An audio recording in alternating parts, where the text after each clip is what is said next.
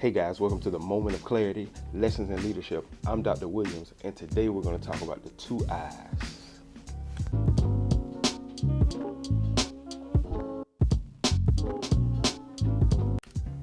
All right, guys, so today we're talking about the two I's. And when I say the two I's, I'm not talking about your physical eye. Listen, I'm not talking about your ability to see something physically in whatever your leadership capacity is. I'm talking about intellect and instinct, because I believe those two things have to be balanced if you want to be a great leader. Listen, if you want to be able to move people, if you want people to grow under your leadership, if you want people to know and trust you as a leader, you have to not only operate in intellect, but you have to operate in instinct. And they both play a vital and a key role in your ability to be effective. So let's talk about them today. So when you think about intellect, Webster defines intellect as your objective ability. It's objective, right? And it is your reasoning and understanding. Listen, as a leader, you have to be objective. One of the biggest mistakes that I see leaders make is they take things personal. They take everything personal and they begin to make decisions about people's well-being and people's lives based off of not being objective. Listen, you have to have the ability through your book knowledge, through your training, through your experiences to be objective. That's one thing that separates great leaders from just good leaders, is their ability to be objective. They're not looking at a situation purely from a personal standpoint. They're looking at situations objectively and in a professional manner. Listen, intellect is so powerful because when you gather intellect as you gather knowledge. So the more knowledge you have on a particular subject or area in leadership, the more intellect you have and you can possess, right? And so many people are focused on intellect. They're focused on intellectuals. How well can you articulate yourself? How well can you reason? How well can you understand things?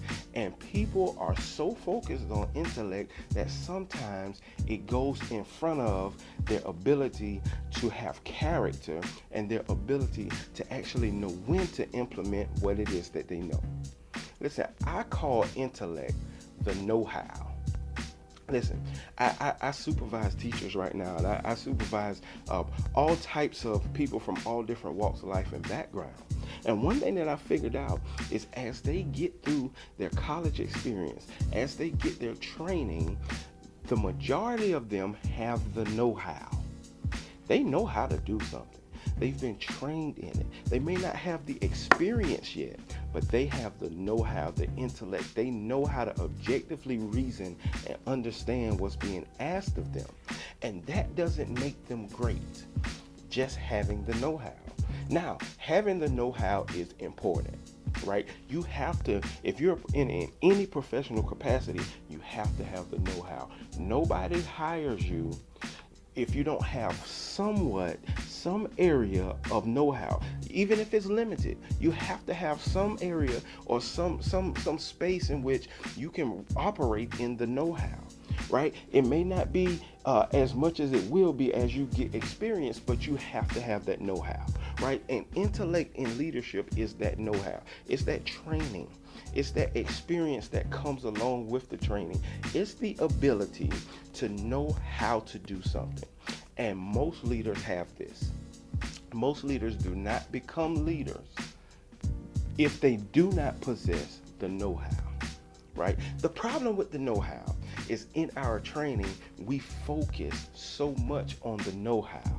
We focus so much on the intellect. We focus so much on the understanding and the reasoning that we begin to miss the other intangible skills that's needed to put that intellect into operation on a daily basis, right? So having the intellect, having the know-how is not enough, right? That's only one of your eyes. If you cover one of your eyes, we talked about this before, you miss the depth perception, right? And so the know-how or the intellect is just one of the eyes.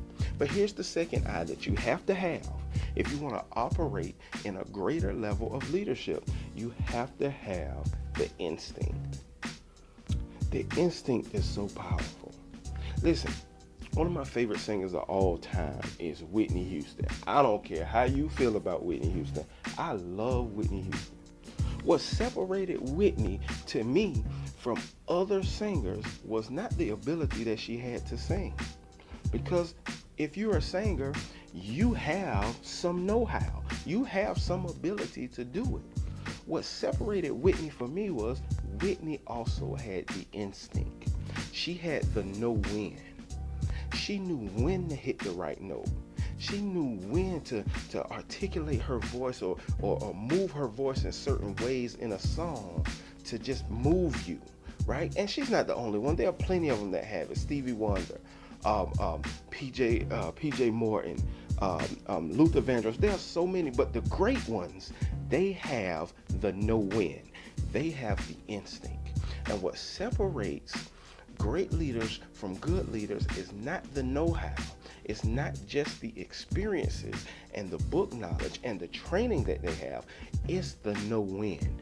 They know when to implement certain strategies in certain situations at certain time periods in order to be effective. And that's what we're missing in leadership, guys. We're missing people who have the know-when. We're missing people that know when to say the right thing, when to lead in a capacity that's more geared toward democracy, or when to lead in an area where you just have to make the decision.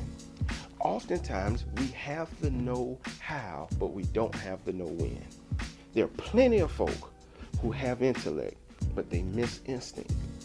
If you think about a lion, when he's hunting, a lion takes that time, and I've given this example plenty of times. They take so much time preparing for when they're going to chase after the gazelle. They watch and they observe, and they may spend hours just watching, just observing, right? And then they have something called instinct that tells them exactly when to do what they prepared for. And in leadership, you have to know when to implement the know-how. You have to know when to operate in a fashion and in a capacity that's going to cause people to want to learn and grow under your leadership. Think about every great supervisor you've ever had. They not only had the know-how, but if you think back now after watching this video, you'll realize they had the know-when. They knew exactly when to say the right things. They knew exactly what to say in the right moment to move you. And you wanted to follow that person, not because they knew how, but because they knew when. So there's a balance. These two eyes that we talked about today on the Moment of Clarity help you see things clearly. They help you process information, and they help you know and understand how I can move people and grow people that follow me. It's not just the book knowledge. It's not just the training. It's not just the experiences. It's not the know-how on its own. The know-how is important, but it's also the know-when. The two I's, intellect and instinct. Listen, leave me a comment below.